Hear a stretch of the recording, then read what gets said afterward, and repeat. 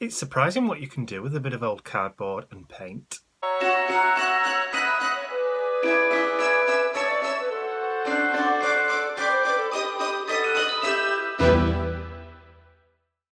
So today I'm working in my large circle art journal, and I've already taken a rule and drawn a very faint pencil mark where I want my horizon line to be on the page. So I'm going to cover my page with tissue wrap. This is a piece of old tissue wrap from Hazel and Ruby that I've had in my stash for quite some time. Not sure whether or not it came from Happy Mail or whether it's one that I purchased.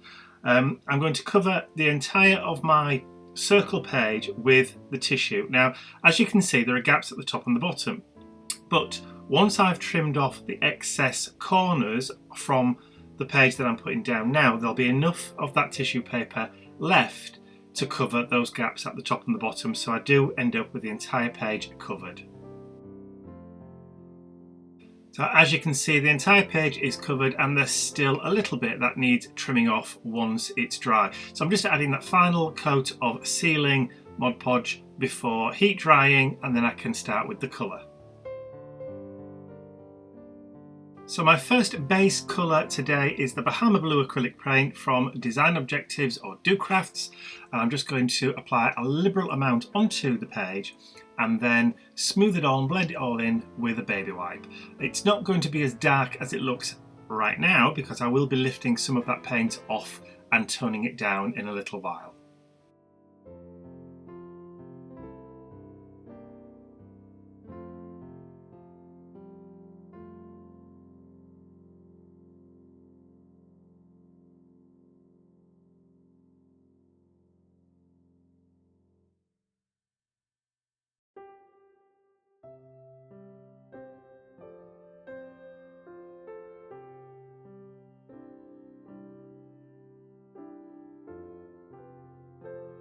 So now I've got the background colour where I want it, or just about where I want it. I'm just going to grab my heat gun and give it a gentle warming just to make sure it's all nice and dry before moving on to my next colour. So my next colour is Periwinkle Blue, which is a lighter shade. I'm just going to use a piece of natural sponge that I picked up from my local art store, and I'm just going to go around the page and just kind of give that page a little bit of a mottled effect, just turning down that dark blue a little bit more and giving a bit more interest and texture into the background with the texture from the sponge. I'm going to go all the way around the page until I'm happy with the amount of paint that's on there.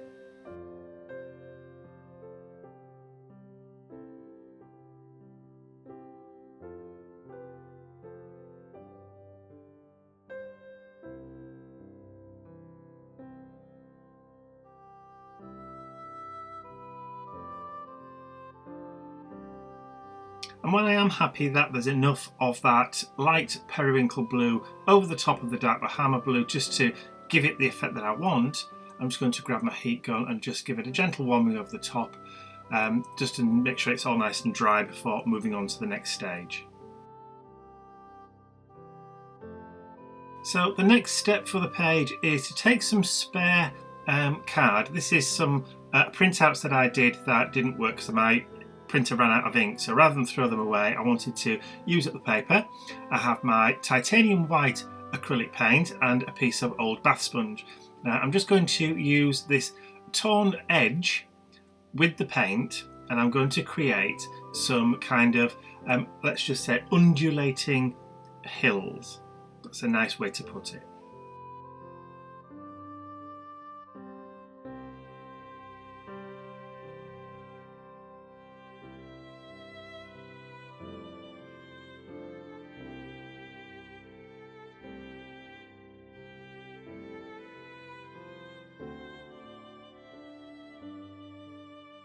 So as you can see, as I'm creating the kind of hillocks, I'm applying more pressure to the edge of the card than I am into the gaps below it. So I'm kind of blending out, so it's brighter white where the torn edge of the card is, but less deep and more graded towards the bottom, which kind of gives you that nice 3D misty effect.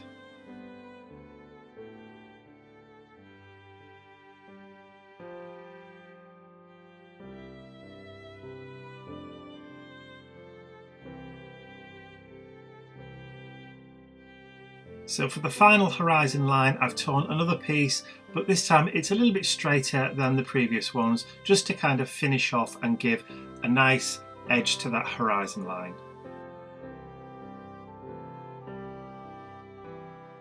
And of course, to make sure that I don't smudge it with my next step, I'm going to make sure it's all nice and dry, so out comes that heat gun again.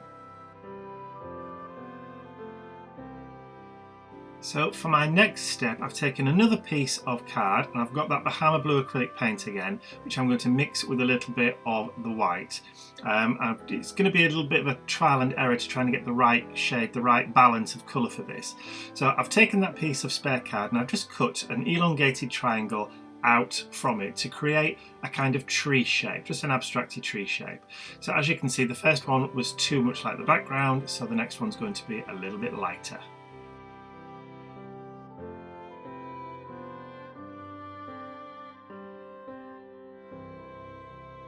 So using my card stencil and the sponge, I'm just going to create a small cluster of tree shapes on the left hand side of the page, and then I'm also just going to put a couple of them on the right hand side of the page just to kind of balance it out a little bit.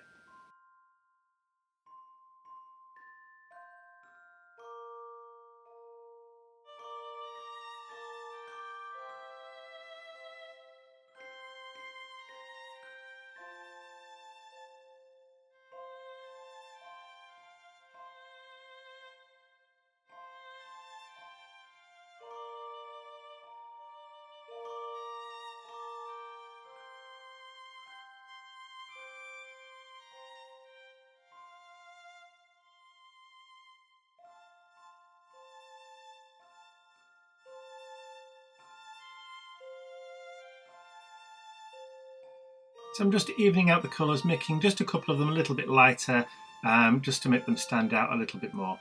And then, of course, I will need to make sure that they're all nice and dry, so I'll bring up the heat gun in a second and just give them a once over, just to make sure that everything's nice and dry so I don't smudge anything before moving on to the next step.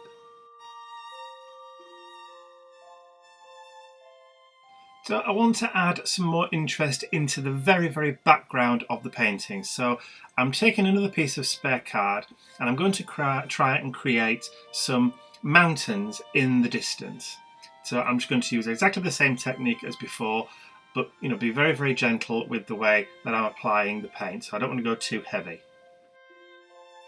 And of course, if I'd have known exactly where I was going with this page before I started, then I probably would have done this first and then built up from the top, working my way down the page. But as it is, I've gone the exact opposite way and worked from the bottom upwards, which isn't too much of a problem because it still does work out in the end.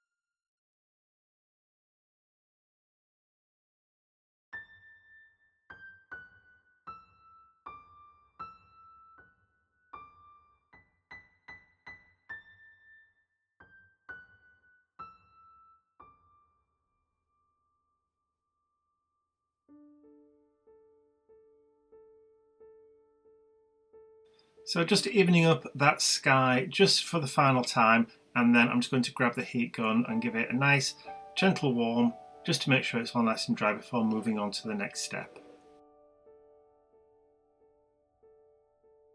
And the next step, of course, is to add the most important element to any wintry kind of scene, and that is a flurry of snowflakes. And to do that, I've just taken some of the titanium white acrylic paint and just placed it on my mat.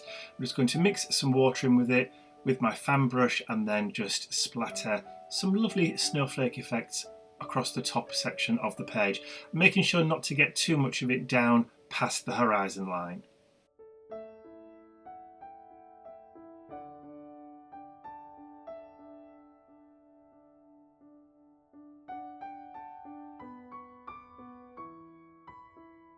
And of course it does need to be nice and dry, so I'll just bring out the heat gun once again and just give it a warming over just to make sure it's all dry before moving on to adding my quote.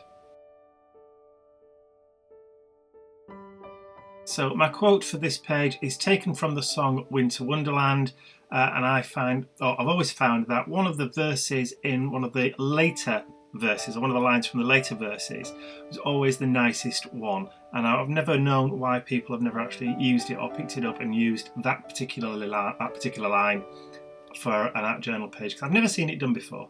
So this is why I'm doing this one today, because I wanted to incorporate this line from that song. So as you can see, I've just followed the horizon line for the line, and then just the final part just underneath, following the line of one of those undulating hills. So of course I've mentioned a heaven of diamonds, so that means that I have to add some bling and some glitter to the page, and to do that I'm going to use the Dazzling Details glitter glue from Stampin' Up. My Stickles one is almost empty, so I must replenish that before winter is over. I'm just adding some of those beautiful dazzling details to the sky, and then I'm going to add some just to the edges of the trees. I'm not going to add any to the ground this time. I'm just going to add it to the borders on one side of the trees, and then the page is almost complete. So I'm just trying to show you where I've added that glitter, but because it's still wet, it's not really showing very well.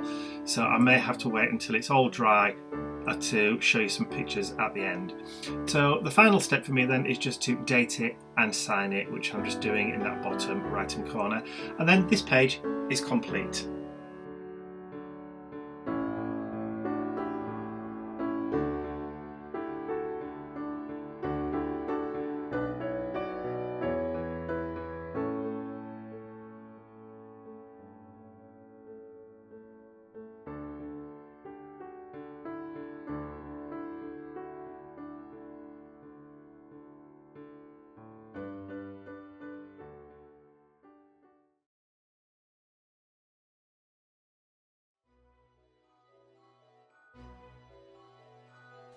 So I hope you enjoyed watching that circle art journal page come together. Like I said, it is surprising what you can do with a bit of leftover card and some paint. You don't necessarily need lots of stencils. You don't necessarily need to create elaborate focal points to get a kind of nice art journal page which fits the season. So I hope you did enjoy that. If you did, please remember to give the video a thumbs up and share the video with all your friends, because it really does help spread the word about my YouTube channel.